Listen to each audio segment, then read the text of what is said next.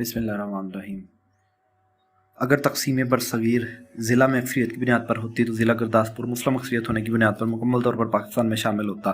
اسی طرح لاہور بھی واضح اکثریت کے ساتھ مکمل طور پر پاکستان میں شامل ہوتا۔ اگر تقسیم تحصیل کی بنیاد پر ہوتی تو ضلع جلندھر کی تحصیل فیروز پور اور تحصیل زیرہ میں بھی مسلمان واضح اکثریت میں تھے۔ نہ صرف اکثریت میں تھے بلکہ یہ دونوں تحصیلیں بھی پاکستان کے بارڈر کے ساتھ بھی لگتی تھی۔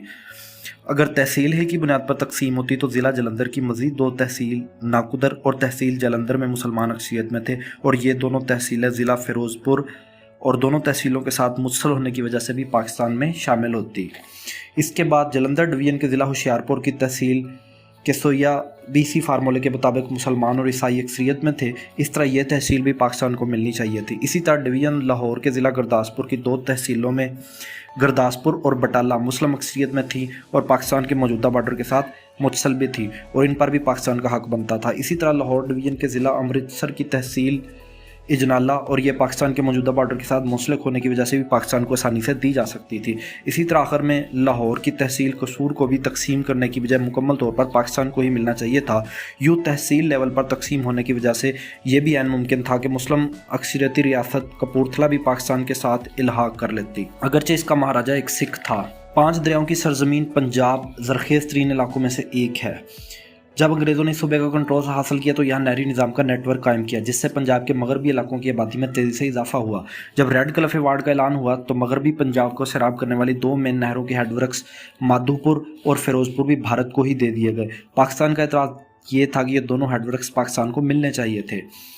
مادھو پور ضلع گرداسپور کی تحصیل پٹھان کوٹ میں تعمیر کیا گیا تھا۔ تقسیم سے پہلے اس ہیڈ ورک سے نکلنے والی نہریں ضلع لاہور گرداسپور اور ضلع امرتسر کی زمینوں کو سیراب کرتی تھی۔ اگر ضلع کی بنیاد پر تقسیم ہوتی تو ضلع گرداسپور پاکستان کو ملنے کی وجہ سے مادھو پور ہیڈ ورکس بھی پاکستان کو ہی ملتا۔ دوسرا ہیڈ ورکس ضلع فیروز پور میں دریائے ستلج پر تقسیم کیا گیا تھا۔ تقسیم سے پہلے اس ہیڈ ورک سے نکلنے والی نہریں فیروز پور بہاولپور کو سیراب کرتی تھی۔ اگر تحصیل لیول کی تقسیم کو مان لیا جائے تو تحصیل فیروز پور پاکستان کو ملنے کی صورت میں یہ ہیڈ ورکس بھی پاکستان کو ملنا چاہیے تھا۔ تقسیم کے اگر کسی بھی کرائٹیریا کو مان لیا جائے تو ان دو میں سے ایک ہیڈ ورکس لازمی پاکستان کو ملتا۔ ہیڈ ورکس کی تقسیم کے لیے بھی کوئی کرائٹیریا نہیں دیکھا گیا۔ اب ہم ریڈ کلف ایوارڈ کا متبادل دیکھتے ہیں۔ اگر تقسیم کو ضلع لیول میں اکثریت کی بنیاد پر تقسیم کیا جاتا تو ضلع لاہور اور ضلع گرداسپور مکمل طور پر پاکستان کو مل جاتا اور یوں مادھو پور ہیڈ ورکس بھی پاکستان کے حصے میں آ جاتا اور بارڈر کی پیچیدگی بھی نہ ہوتی اور سکھوں کا مقدس مقام امرتسر بھی بھارت میں ہی رہتا۔ دوسرا متبادل یہ ہو سکتا تھا کہ تقسیم کے کرائٹیریا کو اگر تحصیل لیول تک لے جایا جاتا تو یوں پاکستان کو فیروز پور ہیڈ ورکس بھی مل جاتا۔ تیسرا متبادل یہ ہو سکتا تھا کہ سکھ ہندوؤں کے ساتھ الحاق کی بجائے مسلمانوں کے ساتھ الحاق کر لیتے۔ اس صورت میں ضلع امرتسر، ضلع جلندھر، ضلع فیروز پور، ضلع لدھیانہ اور کچھ مزید علاقے بھی پاکستان کو مل جاتے۔ اس طرح سکھوں کے وہ مقدس مقامات جو پاکستان میں ہیں وہ بھی ان کو مل جاتے۔ بعض مبصرین یہ اعتراض کرتے ہیں کہ برٹش پنجاب میں مسلمان اور عیسائی 59% تھے جبکہ انہیں اس رقبے کا 62% مل گیا، یعنی ان کو ان کے تناسب سے زیادہ رقبہ ملا۔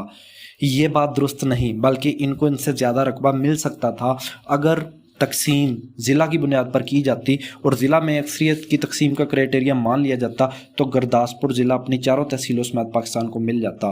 اسی طرح ضلع لاہور کی تحصیل قصور کا جو حصہ پاکستان کو ملنا چاہیے تھا وہ بھی بھارت کو دے دیا گیا، وہ بھی پاکستان کے حصے میں آتا۔ یوں پاکستان کے حصے میں آنے والا رقبہ 62% کی بجائے 64% ہوتا۔ اگر تحصیل میں اکثریت کے کرائٹیریا کو مان لیا جاتا تو اس صورت میں گرداسپور کی تحصیل گرداسپور، بٹالہ اور ضلع فیروز پور کی تحصیل زیرہ، ضلع جلندھر کی تحصیل جلندھر اور ناقدر اور ضلع ہوشیارپور کی تحصیل کسویا اور ضلع امرتسر کی تحصیل دسویا اور قصور کا باقی ماندہ حصہ جو بھارت کو دے دیا گیا، ان سب رقبوں کو اگر جمع کر لیا جائے تو پاکستان کو برٹش پنجاب کا جو حصہ ملنا چاہیے تھا وہ 62 کی بجائے 67% بنتا۔ آسان الفاظ میں یوں سمجھ لیجئے کہ مسلمان اور عیسائی جتنے رقبے پر پھیلے ہوئے تھے وہ 59% سے زیادہ تھا۔ ہندو اور سکھ تعداد میں بے شک 41% تھے لیکن وہ جتنے رقبے پر پھیلے ہوئے تھے وہ 41% سے بھی کم تھا۔ اس تقسیم میں کون سا فریق کتنا متاثر ہوا آئیے دیکھتے ہیں۔ تقسیم کے وقت برٹش پنجاب کی کل 5 ڈویژن میں 29 اضلاع تھے۔ 17 اضلاع میں مسلمان اکثریت میں تھے جبکہ 12 اضلاع میں غیر مسلم اکثریت میں تھے۔ ہونا تو یہ چاہیے تھا کہ 17 اضلاع پاکستان کے حصے میں آتے لیکن پاکستان کے حصے میں 15 اضلاع آئے جبکہ 2 اضلاع لاہور اور گرداسپور کو دونوں فریقوں کے درمیان تقسیم کر دیا گیا۔ اسی طرح تقسیم کے وقت برٹش پنجاب میں تحصیلوں کی تعداد 115 تھی۔ 71 تحصیلوں میں مسلمان اکثریت میں تھے جبکہ غیر مسلم اکثریت والی 44 تحصیلیں تھیں۔ ہونا تو یہ چاہیے تھا کہ یہ 71 तहसीलें जो मुसलमान अक्सरियत वाली थी वो पाकिस्तान को मिलती, लेकिन पाकिस्तान को सिर्फ 60 तहसीलें मिली। अगर तकसीम होने वाली कसूर तहसील को भी शामिल कर लिया जाए तो ये 61 तहसीलें बनती है। इस लिहाज से पाकिस्तान को मिलने वाला रकबा बहुत कम है। यानी 10 मज़ीद तहसीलें पाकिस्तान को मिलना चाहिए थी जो नहीं मिली। अगर 2 तहसीलें जो पाकिस्तान के बॉर्डर के साथ मुंसलिक ही थी इनको निकाल दिया जाए तो कम अज़ कम मज़ीद 8 तहसीलें पाकिस्तान को लाजमी मिलती। इन दोनों क्राइटेरिया से एक चीज़ तो वाज़ह है कि तकसीम बरसगीर में पाकिस्तान के साथ तासुब बरता गया। रेड क्लिफ को इतनी जल्दी में क्यों बरतानिया से लाया गया और उस शख्स को बाउंड्री कमीशन का सरबराह बनाया गया जो कभी ब्रिटिश इंडिया आया ही नहीं और ना ही उसे ज़मीनी हक़ाइक़ का इल्म था। इसके अलावा इस रेड क्लिफ मिशन को इतना कम वक्त यानी 15 दिन ही क्यों दिए गए करोड़ों लोगों की तकदीर का फैसला करने के लिए? इस कमीशन ने अपनी हतमी बाउंड्री का ऐलान तकसीम के 2-3 दिन बाद ही क्यों किया? इसका ऐलान तकसीम से पहले क्यों नहीं किया? और ऐलान के बाद रेड क्लिफ क्यों फौरी तौर पर ब्रिटिश इंडिया छोड़कर बरतानिया चले गए और उन्होंने अपने नोटिस क्यों जलाए? इसको मंजर आम पर क्यों न लाए?